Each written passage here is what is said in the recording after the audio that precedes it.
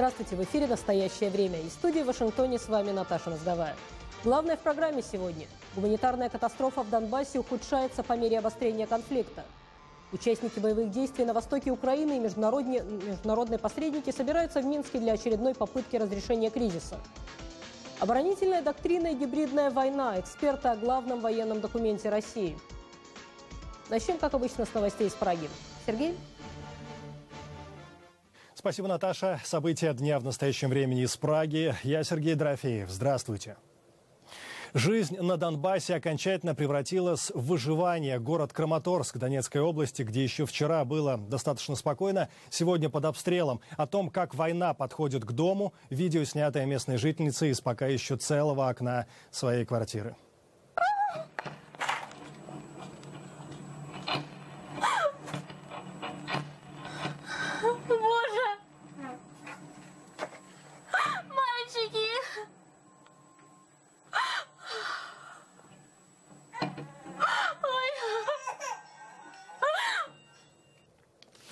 И далее в город Первомайск Луганской области. Кто именно попал в мирный квартал, непонятно. Бои между украинской армией и боевиками продолжаются. В городской столовой люди прячутся просто под столами.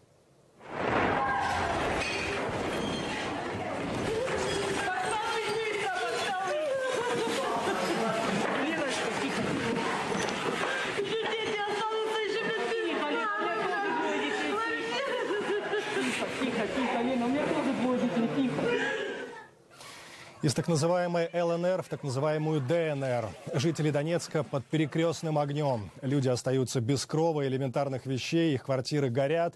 От горя эта женщина не может стоять на ногах, ее с трудом поддерживает дочь.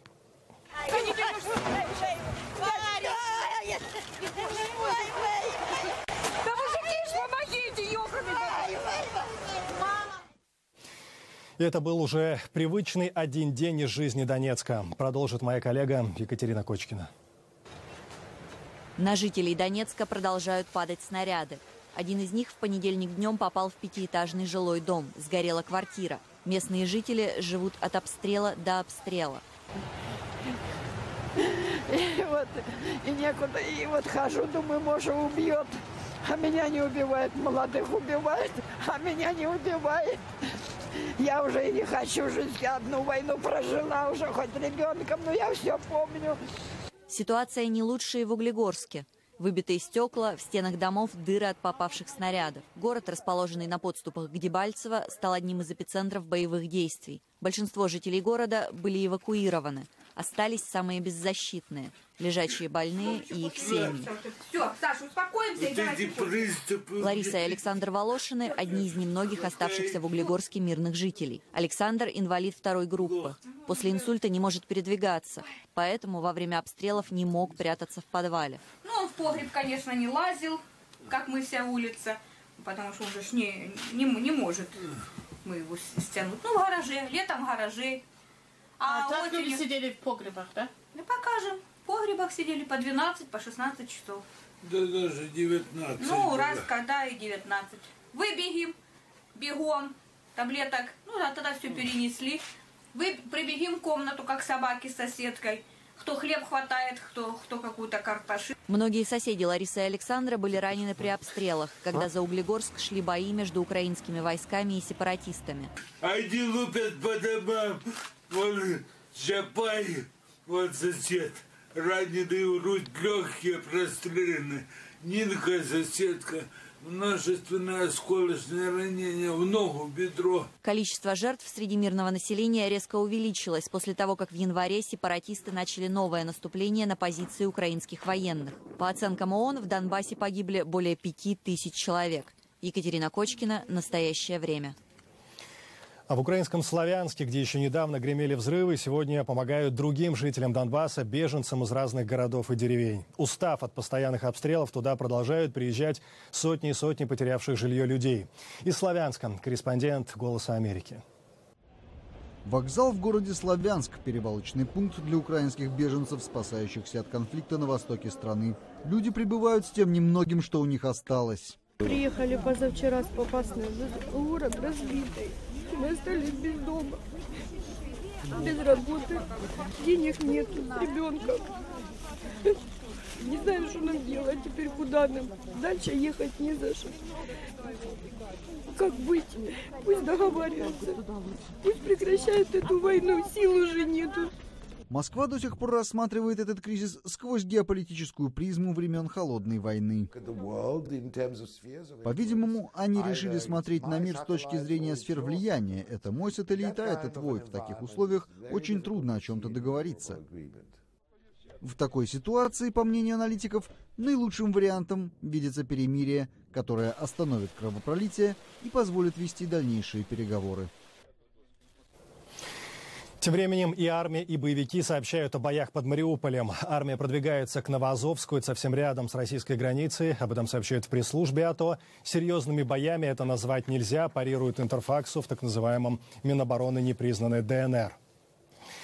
И по разные стороны от линии Донбасского фронта люди из разных стран. Кто-то приезжает, потому что уверен, Донбасс – это Украина. Кто-то, попав под волну пропаганды, готов бороться, как передают российские каналы, с украинской хунтой. Разные судьбы одной войны у Александра Касаткина.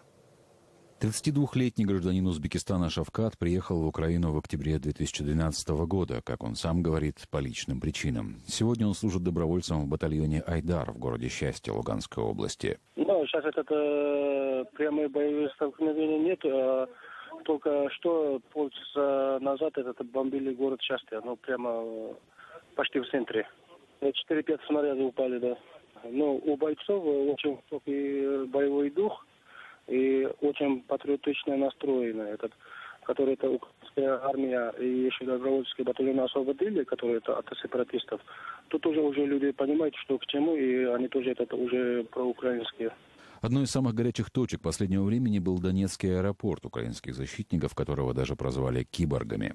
Один из киборгов с позывным «Аскольд» рассказал нашим украинским коллегам, как меняется восприятие мира на войне. Когда приехал на войну, то, во-первых, очень быстро так теряются эти розовые очки, гражданские какие-то понятия, гражданские даже ощущения, мировосприятия.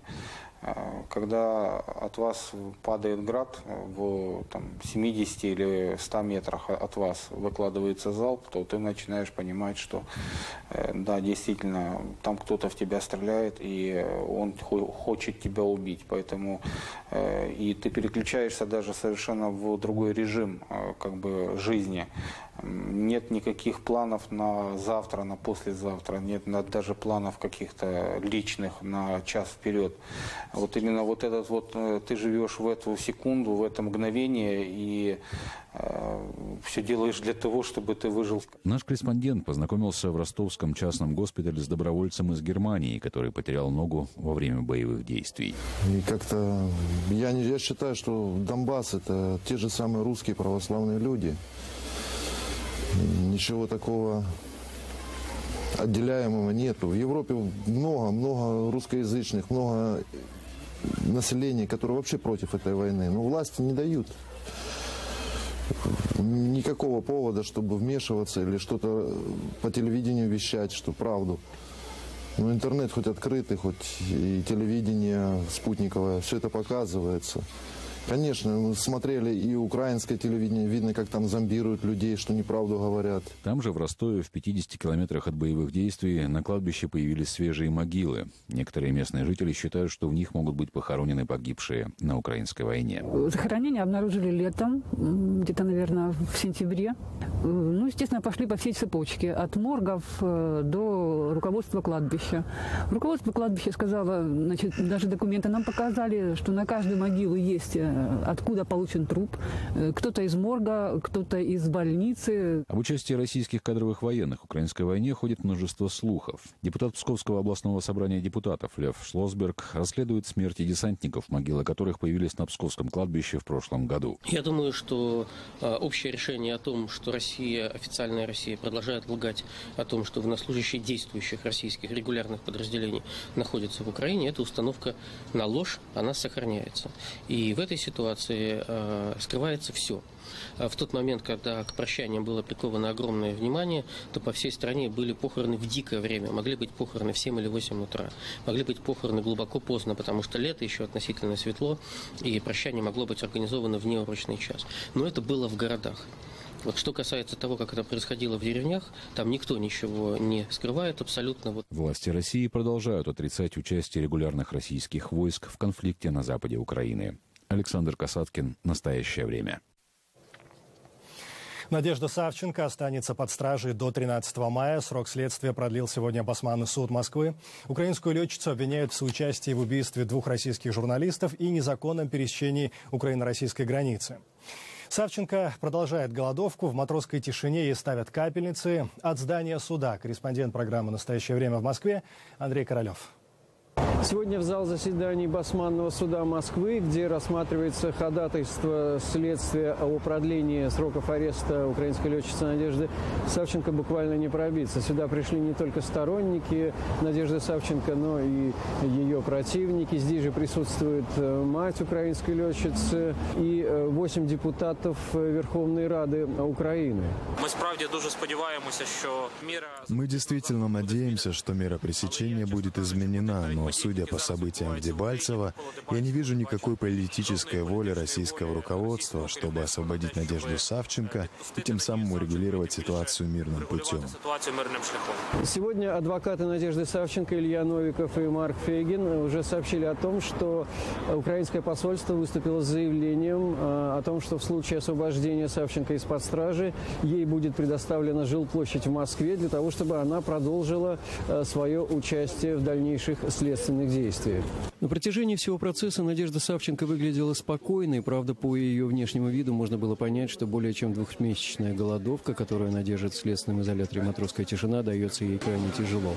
Она похудела, на ее руках видны следы от капельниц. Тем не менее, отвечая на вопрос судьи Карпова о самочувствии, она сказала: «Не дождетесь». Мать Надежды, Мария, подтвердила, что в случае продления сроков ареста дочь не прекратит голодовку.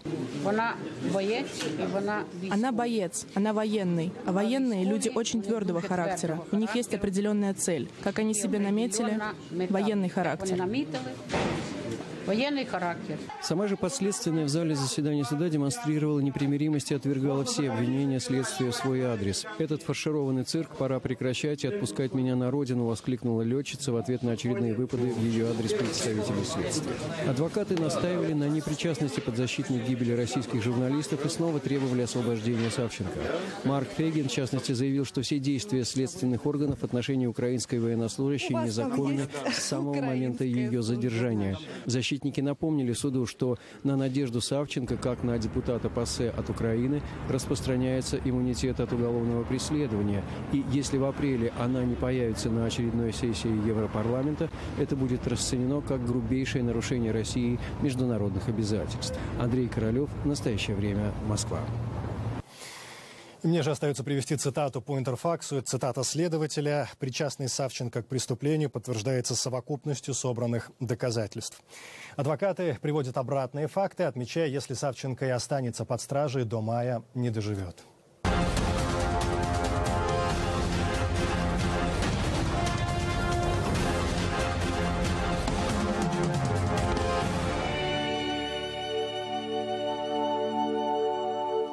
Ну а Минск тем временем готовится ко встрече трехсторонней контактной группы по ситуации на востоке Украины. В МИД Беларуси не смогли сообщить точное место и время переговоров, но то, что они состоятся, подтвердили.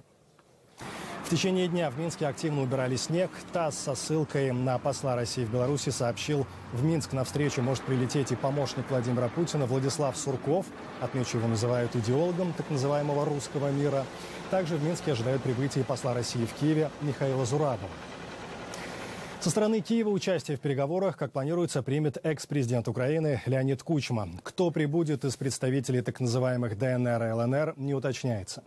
Наши корреспонденты в белорусской столице провели опрос минчан, чего они ждут от очередных переговоров по ситуации в Украине.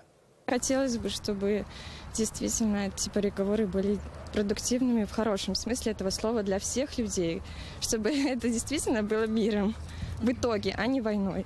Ну, это место удобное, в общем-то, и для Украины, и для России. Вроде бы нейтральная территория. Ну и, слава богу, позицируемся, и хоть кто-нибудь будет знать, что такое Минск и что здесь происходит. Потому что о Беларуси вообще мало знают. Мы слишком малы, чтобы нас знали. Скажите, пожалуйста, как вы думаете, договорятся завтра? Я думаю, что нет. Потому что у каждого свои интересы, и каждый не хочет, стороны, как я понимаю, не очень хотят уступать. Поэтому, мне кажется, завтра это еще не последний этап. Возможно, приятно, что почувствовать снова себя в центре Европы, почувствовать себя, можно сказать, как во времена ВКЛ, что здесь какие-то там вещи происходят серьезные. Но я не думаю, что Беларусь на данный момент серьезный decision-maker. Кто виноват в том, что происходит на востоке Украины? Ну, это слишком такой серьезный вопрос, глобальный, чтобы человек на улице вам и на него ответил. Ну, как вы думаете, для Беларуси вообще хорошо, что мировые лидеры такого уровня к нам приезжают? Ну, не думаю, что Беларусь — это место, где тут надо, где надо собираться именно для этих целей. Вот. А где им лучше собраться? Не знаю, где-нибудь, наверное, в странах Евросоюза. Это «Настоящее время». Смотрите далее. Газета «Вашингтон-Пост» сегодня вышла с заголовком «Обама и Меркель кажутся готовыми к противостоянию с Путиным по Украине». Действительно ли готовы? Это вопрос нашим коллегам из Вашингтона, где накануне прошла встреча лидеров США и Германии. Наташа. Да, Сергей, это скорее вопрос интерпретации. Вашингтонская встреча президента США Барака Обамы и канцлера Германии Ангелы Меркель стала продолжением попыток мировых лидеров вывести формулу политического урегулирования кризиса в Украине. На совместной пресс-конференции руководители обеих стран подчеркнули, что у этого конфликта может быть только дипломатическое решение, хотя Обама заметил, что вариант поставки Киеву оружия обсуждается в его администрации. На случай, если дипломатические усилия не принесут успеха, я попросил мою команду выяснить, какие средства мы можем применить, чтобы изменить расчеты господина Путина. Возможность предоставления Украине летального оборонительного оружия – это один из вариантов, которые изучаются, но я еще не принял решение по этому поводу. Лидеры Германии, Франции, Украины и России встретятся в Минске в ближайшую среду. Есть ли у нового витка переговоров шансы на успех? Комментарий Уильяма Померанца, заместителя директора института Кеннона при центре Вудро Вильсона. Я думаю, что президент Путин запросит очень высокую цену за свое согласие участвовать в минских переговорах. Он добивается расширения территории Донецкой и Луганской народных республик, гарантий автономии для этих регионов на новом, возросшем уровне. Хочет, чтобы Украина вновь стала выплачивать пенсии и другие социальные обязательства населению. Он очень жесткий переговорщик, и ситуация на поле боя, сравнение сил сепаратистов и украинской армии, как ему кажется, подкрепляет его позиции. Путин выжидает. Я думаю, он хочет получить как можно больше уступок и убежден, что если этих уступок будет недостаточно, то он может позволить кризису развиваться и дальше. Американские эксперты довольно скептически относятся к франко-германскому плану мирного урегулирования, который станет основой для встречи сторон в столице Беларуси. Прогноз профессора Марка Галиотти из Центра изучения глобальных проблем при Нью-Йоркском университете. К настоящему моменту у нас нет деталей этого плана, однако из того, что мы можем понять, очевидно, что Франция и Германия предлагают формальный мир, который, конечно, не приведет к долгосрочному разрешению конфликта, он только остановит убийство. И это понятно, никто не хочет продолжения войны, однако в итоге он заморозит конфликт. Кроме того, этот план в большей степени зависит от желания Москвы соблюсти определенные условия, к примеру, о степени их поддержки сепаратистам. Проблема в том, что существует явное несоответствие между тем уровнем поддержки, который признает Москва, и тем уровнем поддержки, о котором говорят НАТО, западные правительства и Киев. Совершенно очевидно, что Россия готова продолжать выделять военные и экономические ресурсы на этот конфликт. И практически нет доказательств того, что Россия хотела бы перестать делать это. Поэтому трудно увидеть какой-то смысл во франко-германской инициативе, за исключением надежд на то, что на самый худой конец они будут в состоянии договориться о временном прекращении огня для гуманитарных целей. Однако я не вижу доказательств того, что у них был какой-либо долгосрочный план. На донорской конференции, которая пройдет в апреле в Киеве, западные страны надеются собрать для Украины 15 миллиардов долларов. На что реально может рассчитывать Киев? Мнение Ричарда Вайца, директора Центра военно-политического анализа Гудзоновского университета. Цена не кажется нереальной, если мы вспомним другие подобные конференции по Йемену, Палестине и так далее. Но, как случилось в прошлом, обязательства были даны, а вот деньги собрать не удавалось. И есть еще вопрос, насколько жизнеспособно украинское правительство, сколько необходимых реформ им будет проведено. Пока оно слишком занято проблемами сепаратизма и национальной безопасности, и ему трудно сосредоточиться на внутренних вопросах, борьбе с экономическими вызовами и, в том числе, эффективно использовать зарубежную помощь. Аннексия Крыма, боевые действия на востоке Украины и опасения балтийских стран в связи с возможными действиями Кремля в защиту русского мира – все это стало поводом для вашингтонских аналитиков внимательно изучить новую военную доктрину России. Как это часто бывает у экспертов, мнения разделились. Александр Панов продолжит тему. С 2010 года, когда принималась предыдущая военная доктрина, политическая обстановка в мире изменилась. Изменились и географические карты, выпускаемые в России. На них появился российский Крым, а на новейших даже республики Новороссии. На смену перезагрузки был такой термин, в нашу жизнь вошли новые понятия. Например, гибридная война, силы быстрого реагирования НАТО в Восточной Европе и Балтии и так далее. В документе есть новый пункт о неядерных силах сдерживания. И это очень важная часть, и никто на Западе толком не понимает, что имеется в виду. Кроме того, интерес представляет положение о мобилизационной готовности населения. Еще одна отсылка путинской России ко временам Советского Союза. Теперь в числе угроз безопасности России значится информационное воздействие на население с целью подрыва исторических, духовных и патриотических традиций в области защиты Отечества и установления в соседних государствах режимов, политика которых угрожает интересам России. В переводе с канцелярского речь идет как о цветных революциях, так и, по сути, о запрете любой критики существующего строя и даже событий российской и советской истории. Так как в Москве вот вся пресса, вся СМИ контролируется реальности государством, это, как с их точки зрения, средства сопротивления со средствами западной информации. Нового в реальности здесь очень мало.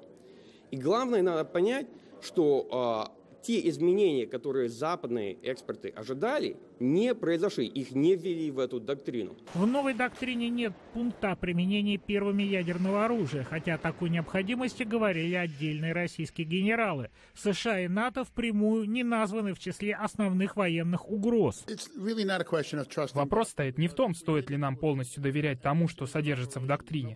Военные операции сегодня ведутся без оглядок на нее. То, что в документе нет упоминания о превентивном ядерном ударе, свидетельствует о том, что Россия увереннее смотрит на свои способности обычного сдерживания. Эксперт отмечает, речь идет о новой концепции войны, сочетающей военные и невоенные средства, спецпропаганду, шпионаж, подрывную деятельность по смене режима, использование энергетической зависимости и так далее. По мнению Стивена Бланка, Кремль считает для себя возможным проводить операции в Восточной Европе и Евразии, будучи уверенным в том, что Запад не станет вмешиваться, потому что Россия способна сдерживать западных союзников и без риска применения ядерного оружия. Такая вот оборонительная доктрина. Александр Панов, Андрей Дегтярев. Настоящее время. Вашингтон. Другая тема, другой кризис – Ближний Восток. Администрация США подтвердила сегодня смерть американской заложницы Кайлы Джин Мюллер. Боевики похитили ее в августе 2013 года в Сирии. Президент Обама выразил соболезнования семье и пообещал найти виновных в ее гибели и предать их правосудию.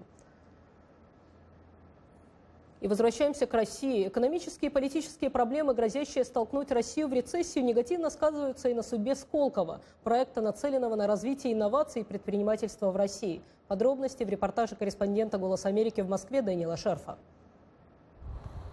Сколковский институт науки и технологий «Сколтех» в этом году выпускает первый курс будущих ученых, хотя у него пока даже нет своего кампуса. Когда же он будет достроен, что должно произойти в ближайшие месяцы, Сколтех рассчитывает стать передовиком подготовки специалистов мирового класса в области инноваций и технологий. Однако выпускникам предстоит работать в стране, которая оказалась на грани рецессии и растеряла значительную часть западных инвесторов, отмечает Илья Дубинский, глава Центра предпринимательства и инноваций. С учетом недавнего спада в отношениях между Россией и остальным миром стало труднее находить таких людей, потому что обычно они устремляются туда, где капитал. А сейчас в России капитал на рискованные проекты найти уже не так просто. Так что они ищут в других местах. Они вместе со своими компаниями идут туда, где есть рынки и деньги. По словам Дубинского, иностранные компании, поддерживающие студентов Сколтеха, теперь перестали это делать, поскольку их технологический бизнес в России теперь ограничен. Дмитрий Смирнов изобрел топливосберегающий термометр, однако найти финансирование оказалось непросто. В России не так много фондов, которые специализируются на капиталоемких производствах. В большинстве случаев речь идет об иностранных фондах, а они сейчас выводят из России активы. Кейт Котенко-Ленгольд удалось привлечь российских инвесторов, которые предоставили ей стартовый капитал для проекта ImageAery, онлайн-платформы для продажи снимков с воздуха и спутников. Эта идея у нее появилась во время учебы в Массачусетском технологическом институте, который является одним из партнеров Сколково. Я получила 2 диплома в России, и это дало мне отличную базу. Но важно было применить эти знания в реальной жизни. И в MIT меня действительно научили, как это сделать. Исследовательский институт – это часть так называемого технопарка, созданного по инициативе премьер-министра Дмитрия Медведева, когда тот еще был президентом России. Российское правительство обещало выделить на развитие Сколково почти $5 миллиардов. Однако многие опасаются, что финансирование урежут, поскольку сейчас средства нужны на поддержку госбанков и экономики в целом.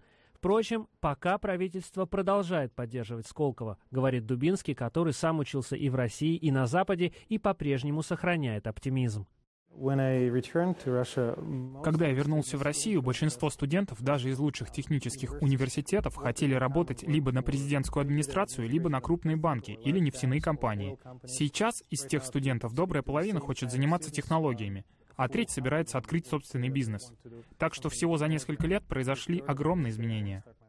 Однако, по словам Дубинского, усилия по модернизации начались столь недавно, а Россия столь велика, что на создание культуры инноваций и предпринимательства уйдут годы, если не десятилетия.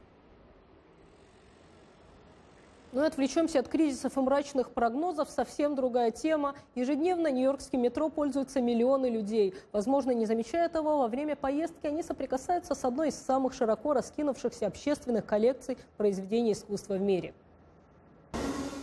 Нью-Йоркский подземный музей изобразительных искусств так иногда называют более 250 работ на станциях метро и железных дорог, призванных поднимать настроение у пассажиров. Это и огромная фреска, изображающая ночное небо, которая вот уже 100 лет украшает потолок центрального вокзала Нью-Йорка, и люстра в виде дерева, сверкающая подобно кристалликам льда над рынком неподалеку. Здесь есть работы как новых, так и именитых авторов. Керамическая фреска Роя Лихтенштейна в стиле поп-арт на Таймс-сквер и вихри и завитушки Соло Левита на Коламбус-Сёркл. Сандра Бладворд руководит программой искусств транспортного управления Большого Нью-Йорка с самого начала ее существования в 1985 году. Фактически все началось гораздо раньше. Когда метро было открыто в 1904 году, часть средств была зарезервирована на специальную отделку интерьеров, чтобы метро стало особым местом, которым люди хотели бы пользоваться. Последние 30 лет художников нанимали для создания работ, посвященных городской жизни или тому району города, где расположена станция. Самым последним крупным произведением искусства в метро стал новый транспортный узел Фултон-Центр. Его венчает огромная сеть, в которой отражается небо. Даже в серые зимние дни отражатель неба вдыхает жизнь в вестибюль, который без этого выглядел бы угрюмо. На самом деле то же самое можно сказать почти о всех работах Нью-Йоркского подземного музея искусств. Если уж мы заговорили о прекрасном, пожалуй, это один из тех дней, когда очень хочется сказать «мне в Венецию по делу срочно». В эти дни в городе на воде проходит ежегодный карнавал. С утра и до поздней ночи устраиваются выставки, концерты, костюмированные шествия. На итальянскую кухню грех жаловаться и в обычные дни, но, пожалуй, стоит отметить, что в этом году мероприятия в Венеции проводятся под девизом «Самый вкусный праздник в мире». Единственный недостаток – в дни карнавала в Старой Венеции все запредельно дорого и очень много туристов. На этом программа «Настоящее время» подошла к концу. Над ней работали «Голос Америки» в Вашингтоне и «Радио Свобода» в Праге. Смотрите, читайте нас на сайте currenttime.tv. Сергей, до следующего эфира. Мы благодарим коллег в Вашингтоне и всех наших зрителей. Смотрите нас в эфире своих национальных телеканалов, а настоящее время вновь наступит уже завтра. Я Сергей Дорофеев. Всего доброго. До свидания.